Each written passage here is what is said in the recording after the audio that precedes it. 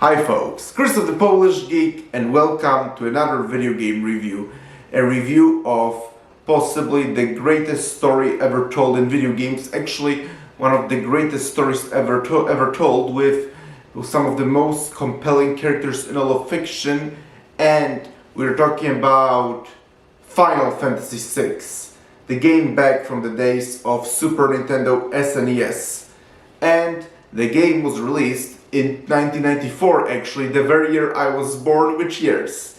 It means I'm actually not one of the original gamers that experienced this game back when it came out. I mean, I do own SNES Super Nintendo actually, and it's older than me, but again, the game came out in 1994, the year I was born, which means that mostly during childhood, when SNES was so active, it was mostly my sister playing Super Nintendo. So most of the video games we had were the Donkey Kong Country trilogy, my biggest childhood nostalgia, all three of them, as well as she also had some of the Disney video games like Aladdin, Toy Story.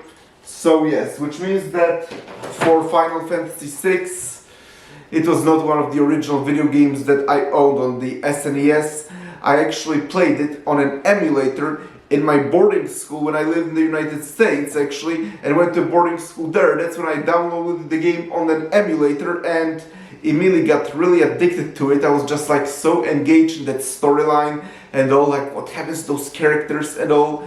And then after I beaten it on an emulator, I just thought that it was too amazing not to get an original SNES copy, which I did immediately order on Amazon, and hence why I have it here, right here with me. And to this very day, actually, Final Fantasy fans debate which game is actually the best in the series, Final Fantasy VI or Final Fantasy VII, because Final Fantasy VII is actually nostalgic to a lot of Final Fantasy fans, since this is generally tends to be the very one that they all started it with, which I'm not one of them, because I actually played both Final Fantasy VI and Final Fantasy VII much later in life, and for me at least, it's easily Final Fantasy VI, and there's no even context there. And don't take me wrong, I think Final Fantasy VII is great. It also has an excellent story with really awesome characters and fantastic world building, and the gameplay is good too.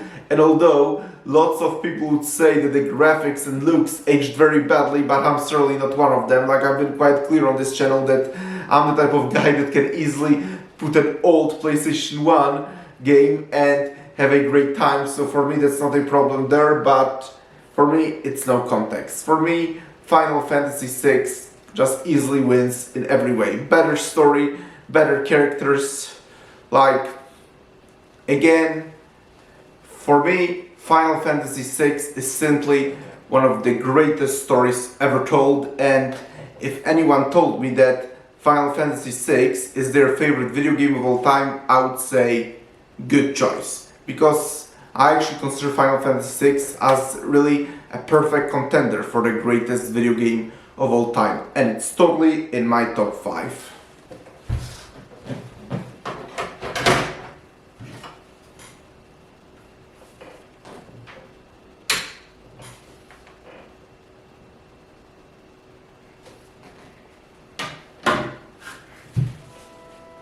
So we're gonna delve deep into what made Final Fantasy VI so special back in the day, and why it still holds up, and again, why it's still one of the greatest video games of all time, with one of the greatest stories ever told, with some of the greatest and most compelling and likable characters.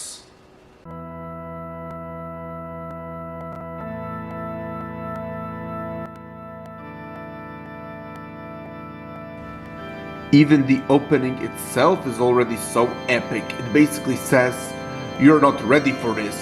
Dark clouds, the lightning, organ music, and fiery titles saying Final Fantasy VI or Final Fantasy III in the West at the time it came out, which was 1994, exactly the year I was born actually. And I can only imagine what it must have been like for gamers of that time period who just turned on their SNES and ready for the adventure of their lifetime, but likely knowing little that they were about to experience one of the greatest stories in history. Again, my family did own SNES that I still have, but my sister certainly wasn't going for things like Final Fantasy, and she was never a dedicated gamer anyway like I am. Whatever, and then whole backstory is being revealed that magic ceased to exist, even there was a war and now industrial revolution is happening, but there are those power-hungry tyrants who want to revive magic to use it for their sinister goals. Sound, by the way, awfully similar to most historical and modern world leaders, by the way, though we will talk more of the story later. Let's first talk about the gameplay. First, let's talk about the gameplay, which is great and a lot of fun, which it should be. Like, it's hard to enjoy a video game when gameplay isn't fun. Again, it's a classic JRPG style gameplay. Over the course of the game, you build your team of heroes, travel around the world through towns, castles, dungeons, and other sites, and you also collect items, meet, and talk to various NPCs, gain various new abilities that make you stronger, and then you fight enemies, including boss battles, through turn-based combat and advance the storyline. You have your team of characters, and what's so amazing about Final Fantasy VI is how unique each character is with his or her own unique abilities. What also works is that system is complex enough to be interesting and varied, but simple enough to be easy to understand and catch on it rather quickly. There is a huge amount of weapon variety and armor too. Sure, by modern standards it likely doesn't seem much, but during that time period such a variety was really insane, trust me. Like, I actually chosen to play other Final Fantasy games of that time and none had such a large variety. The combat in the game is pretty fun and classic JRPG turn-based combat.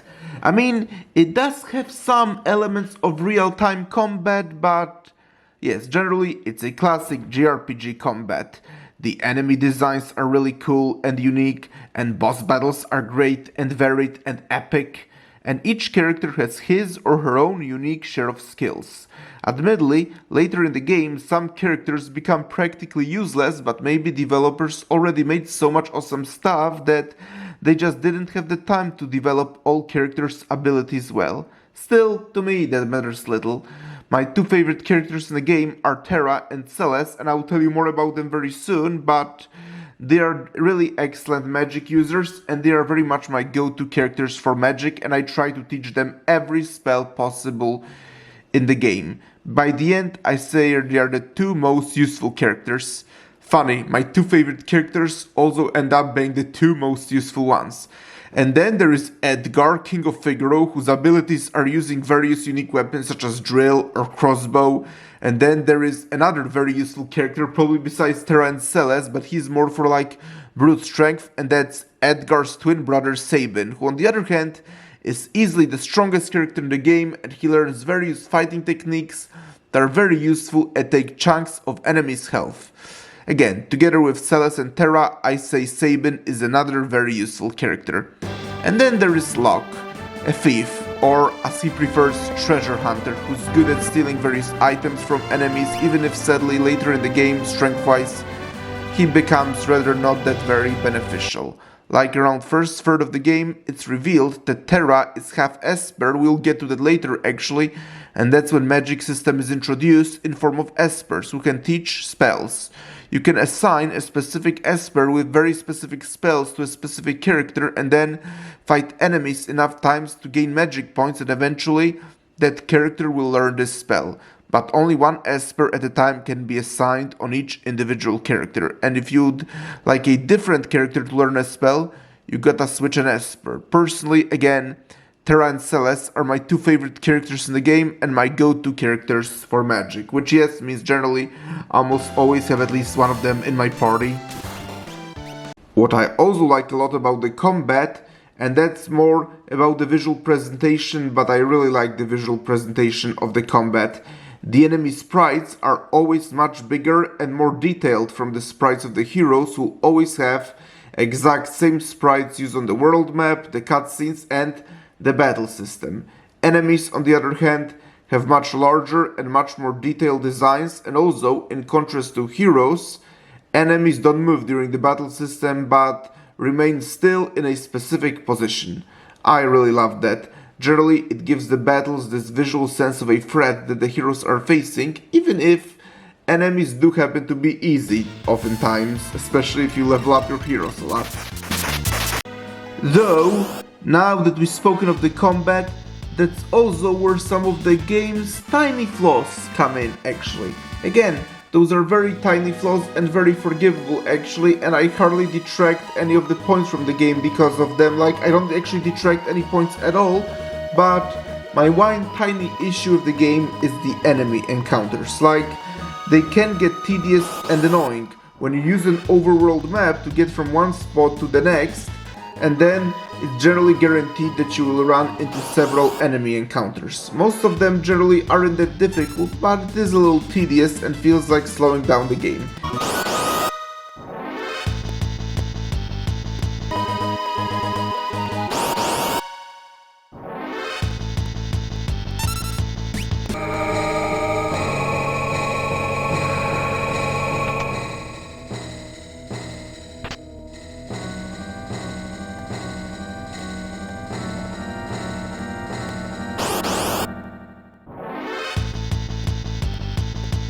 A bigger issue with that though is in the dungeons, because dungeons actually have harder enemies and sometimes you can use up all your magic points on those enemies and some of your HP, which then you are in a worse situation and the boss battle might be harder. But ultimately, in grand scheme of things, those encounters are actually pretty minor, and also they can be very helpful if you want to grind your characters, which later in the game you very much do need to.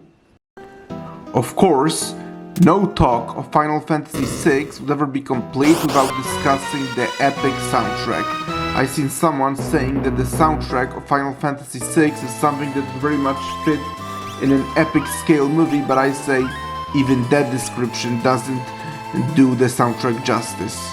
Like, Final Fantasy VI has such an incredible epic soundtrack, and I say it's a perfect candidate for the best music in video game history.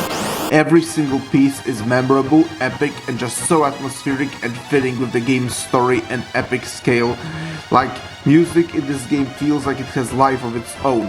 For example, Locke's theme is perfectly fitting for someone who calls himself Treasure Hunter, feeling like you're up for an adventure, or Kefka's theme, which has this unique sound to it, and as soon as you hear it, you always think, Kefka is coming, before even seeing him actually, but we'll get to talk more about Kefka later though. I'll let you know he's the main villain of the game, but we'll talk more about him later.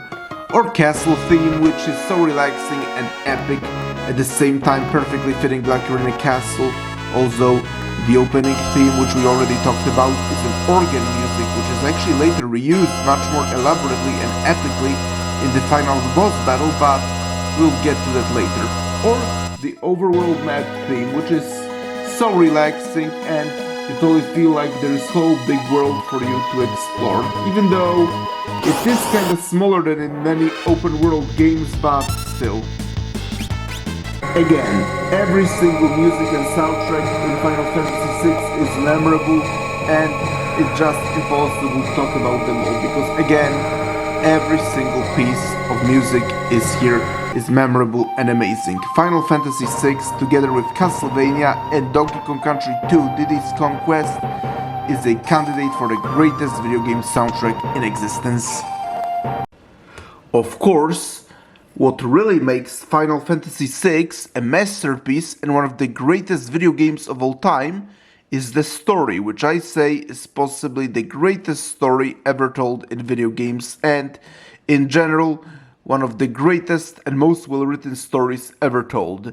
Before we talk more about the story though, let's talk about the world that Final Fantasy VI takes place in, because the story takes place in a classic medieval fantasy setting. Well, for the most part, while previous Final Fantasy games were decidedly straightforward medieval fantasies, Final Fantasy VI is when the series started to already experiment and play with the steampunk stuff, which the game's successor, Final Fantasy VII, became the entire thing.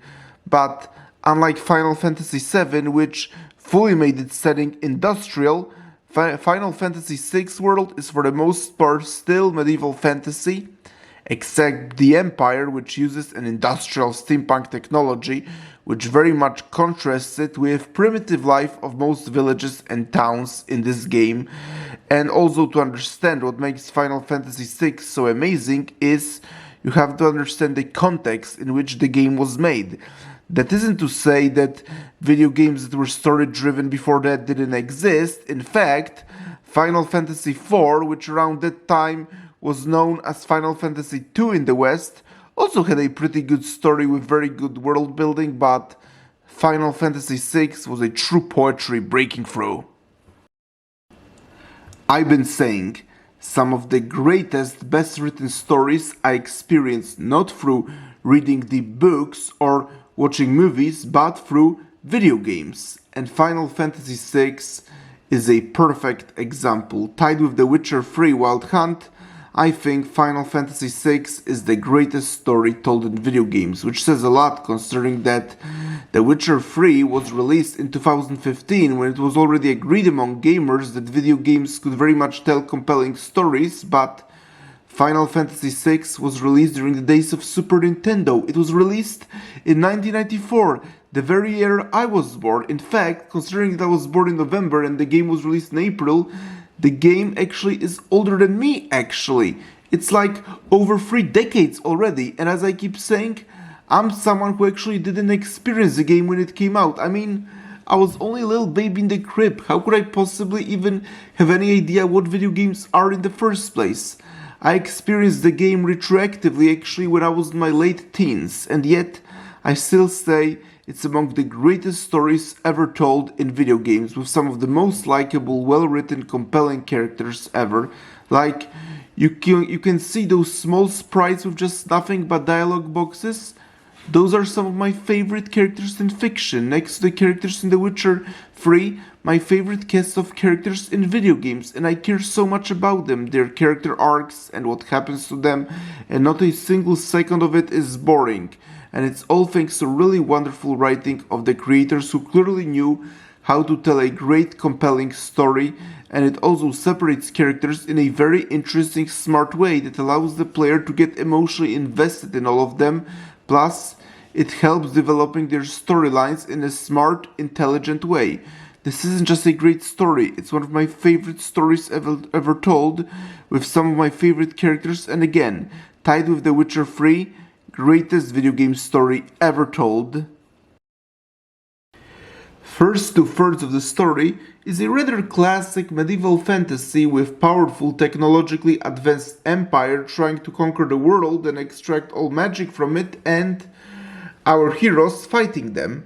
Afterwards, something very tragic and unexpected happens. Most stories, whether stories of the past or modern stories, would be too scared to ever even think of doing something like that, but it's also why Final Fantasy VI is among the greatest stories in history. Still, we'll get to what actually happens later. The story of Final Fantasy VI opens with the backstory of war against the Espers and how magic ceased to exist, and how now the powerful empire wants to revive magic to use it for its sinister purposes. And then again, First 2/3 is a pretty classic medieval fantasy with empire wanting to conquer the world and our heroes trying to stop them. And yet, because the characters are so amazing, so well written and likable, there is just this huge beautiful charm to the story, and you already feel that there is just something so special about it. You feel like there is something so fresh about it, so new, even if formula, at least at this moment, seems rather basic. Again, this is an example how great characters are an essential component of the great story. Even if the story of Final Fantasy VI I still would consider amazing, even if characters were only half as good as they actually are. Like I said, the characters are incredible and they are the true heart of the whole game. They're so well written and developed, each with his or her own unique backstory, and by the end of the game, they almost feel like real people. It feels like you're part of their team. They feel like they're your friends, basically. My two favorite characters are Terra and Celes. Celes is a former general of the Empire actually, but so they're evil and decided to abandon them to do the right thing, and that's why she's considered a traitor. She strongly reminds me of my close friend from the United States, by the way, who used to be a firefighter when she was 18, fresh after high school, and she also has blonde hair and is very beautiful. Now she's a school teacher, yoga instructor, and mother of a 10-year-old girl. Sorry, had to just mention her, couldn't resist. God bless my friend, she's amazing, and again, Celeste very much feels like her. Terra, on the other hand, is the one that starts the whole game and goes through such an amazing, well-written character development.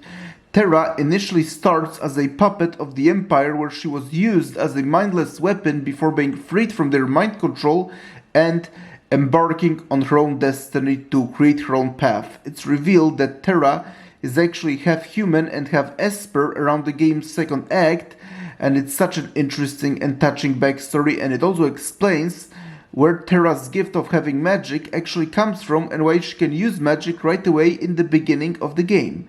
Next to Ciri from The Witcher 3 Wild Hunt, Terra and Celeste are my two favorite female characters in video games.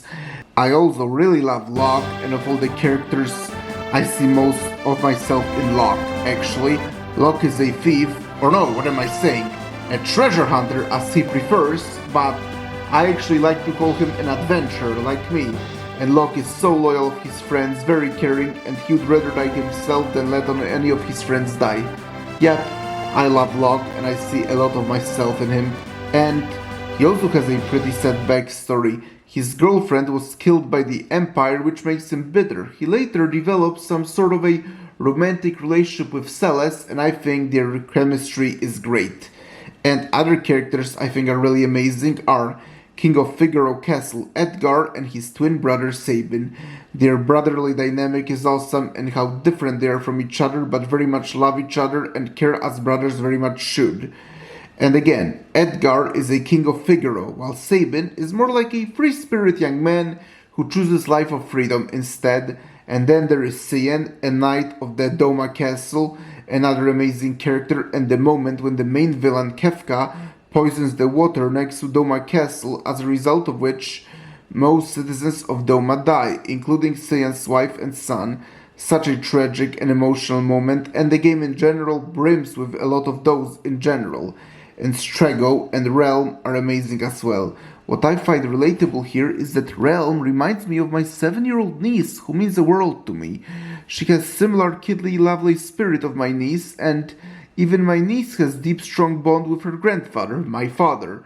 Yup, when I see Strago and Realm, I can't stop thinking of my niece and my father and her grandfather, though maybe writing characters to be so relatable was very intentional. I mean, probably so. And another amazing character is this mysterious assassin man Shadow, who comes and goes, and on a first glance it might seem like he's just like one of those assassin mysterious characters that will not get much backstory, and why would he need one anyway? After all, the game already brims with very well written characters with plenty of depth, so there would be no harm in just keeping him as this mysterious assassin in black, right? Right? Nope. Shadow gets a very deep, compelling backstory of his own as well, even if it's more of a side quest. Again, characters in Final Fantasy VI are among my favorite characters in all of fiction, and they're so relatable, and like I already said, by the end of the game, it almost feels like they're your friends.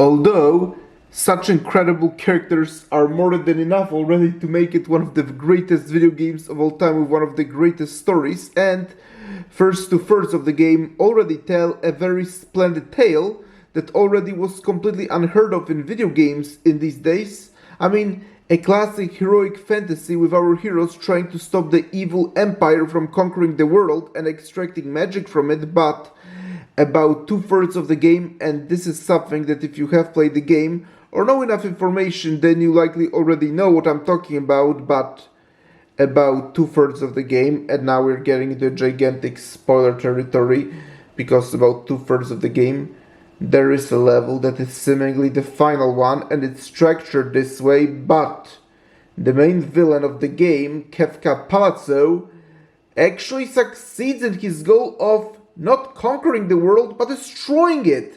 That's right, this is not something that anyone would ever in those days expect, or for that matter actually, I don't think anyone would even imagine such a story told in any form, as amazing as it sounds, but That is correct. Kefka succeeds in his goal and destroys the whole world. And then, the last third of the game, our heroes all survived being on this airship, but got scattered, and the last third plays more like a long side quest on our heroes basically roaming this post-apocalyptic area and then reuniting and then gathering up together once again to destroy Kefka once and for all. And there is also an incredible side quest that involves killing 8 ancient dragons that were unleashed when Kefka destroyed the world. They are scattered all around the map, and 2 of them, Gold Dragon and Skull Dragon, are actually fought in Kefka's tower.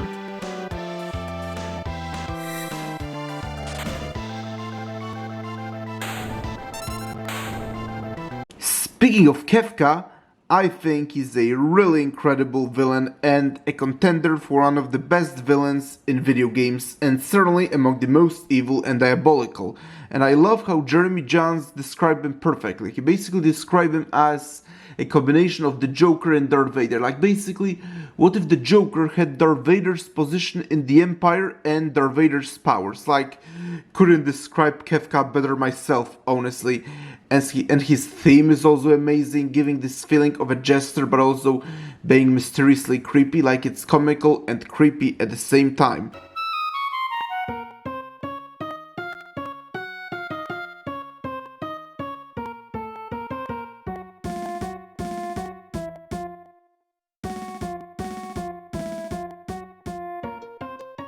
And I also love the perfect way to introduce Kefka is early in the game when there is a castle of Doma and Kefka sadistically poisons the water next to the castle, which kills most of the citizens of Doma, including the wife and son of one of the heroes, Cien. It later turns out to be a very small tip of a giant iceberg compared to what Kefka does later in the game that we already spoke about, but it's a perfect way to establish what an evil and maniacal and sadistic villain Kefka is.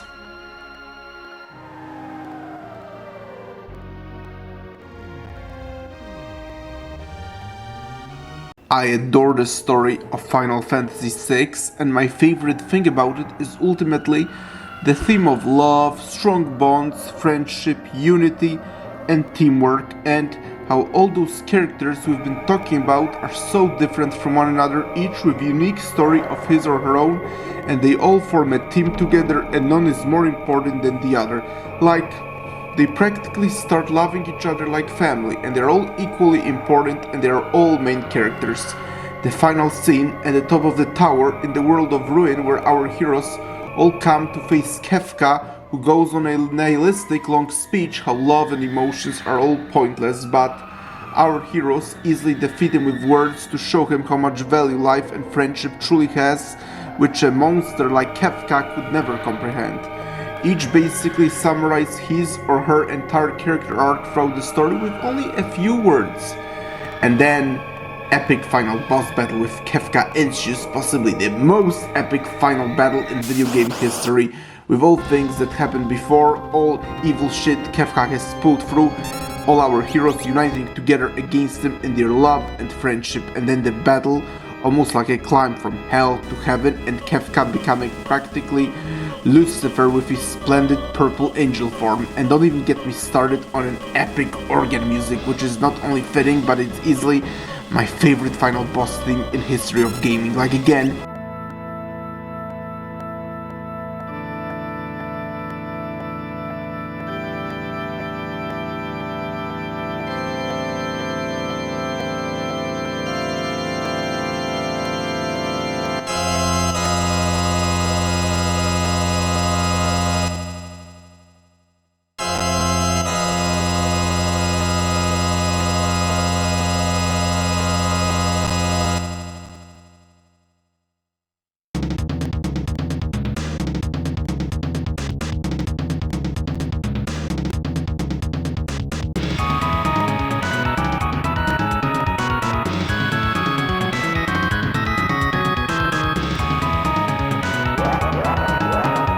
it's basically as you fight hell, purgatory, and then heaven itself before fighting Kefka himself, and there is this whole biblical feel to it, and imagery is straight up inspired by Renaissance art. Again, this is both the most epic and emotional final boss battle in gaming history, and so as we can imagine, of course, our heroes are gonna defeat the evil bastard. And by the way, on a side note, glad I got Cyan in my team for that last battle. After all, Kefka poisoned his wife and son by poisoning Doma early in the game.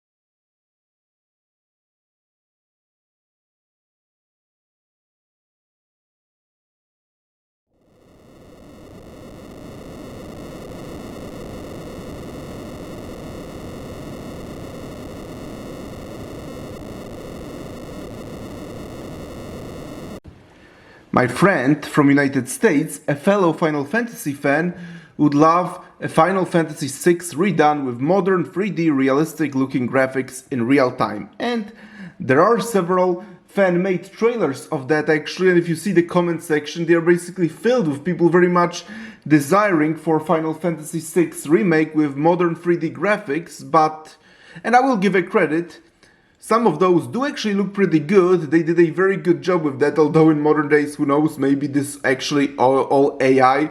Like, it's scary what AI can do in these days, so I wouldn't be surprised if those videos were AI. But whatever, one thing is certain.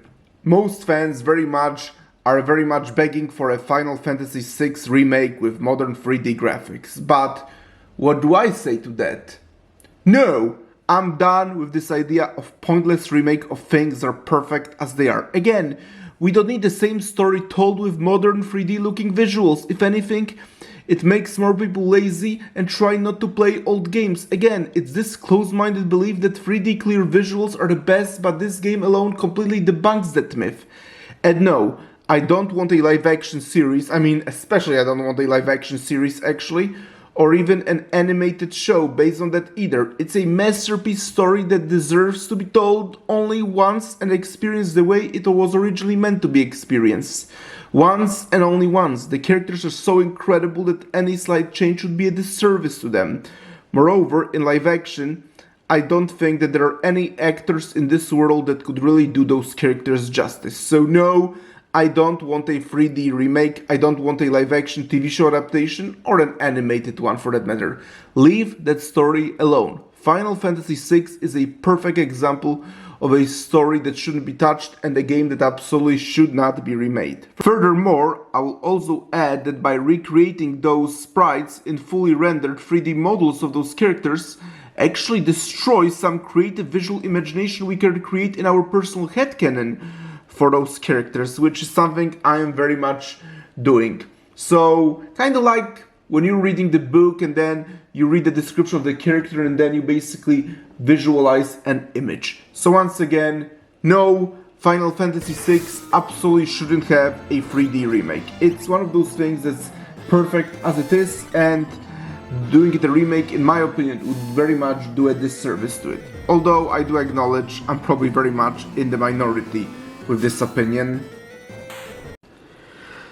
The game isn't even that hard to get. You can totally get it on iPhone actually, and that said, I do think that it's a very inferior version, as do most fans. Yes, thankfully the story is the same, so if you wanna buy the game to just experience the story and nothing else, then I don't think it really makes much difference how you get the game. I heard that apparently there is a pixel remastered version and it's very popular. Some say it's the best one, but I actually prefer to stick with the original SNES version. I very much recommend to get this one if you can, but Again, it is pretty hard to get it admittedly these days, so maybe actually the pixel remaster version is your best bet now. But personally, if you have any way of getting the original SNES version, then I very much recommend that one. Not only it's original and how most original gamers experienced it, but it just has its magic and charm that I feel no other version has. And take it from someone who's played the game as a late teenager, actually, because if anybody who played it when the game came out would be saying that SNES version is the best one and the only way to play it, then there could easily be an excuse, oh, nostalgia speaking. But again, take it from me who played the game in my late teens. I personally very much recommend an original SNES version. Once again, even leaving out the fact that it's original, it just has its magic and charm that just no other version I feel has it. Final Fantasy VI, it's not only my favorite JRPG of all time, but it's one of my favorite video games of all time and one of the richest and most compelling stories ever told in history. And once again, as I've been saying before, people often debate which Final Fantasy is better, Final Fantasy VI or Final Fantasy VII, and I won't argue that Final Fantasy is amazing and it certainly introduced a lot of people to this amazing franchise, but for me it's easily Final Fantasy VI, no contest there. But also another classic JRPG that lots of Final Fantasy fans compare Final Fantasy VI is Chrono Trigger, and I'll give it a credit. Chrono Trigger also has a very excellent story with amazing set of characters of its own, and it has this unique premise of going around time traveling and going around various different time periods, but for me it's still very easily Final Fantasy VI. Again, as I said, Final Fantasy VI is not only my favorite JRPG, but it's literally one of my favorite video games of all time, and again, the storytelling is just so rich on every other level and the characters are just so compelling. Once again, Final Fantasy VI is considered one of the greatest and most influential video games in history for a reason, and it just aged so well. And as I said, already said it and say it once again, no, it shouldn't ever get a remake. No, it's perfect as it is. Leave this game alone. But thank you, ladies and gentlemen, for checking out the review of Final Fantasy VI. Press the like button, please subscribe to this channel, and I will talk to you soon in another video. Talk to you later. Bye.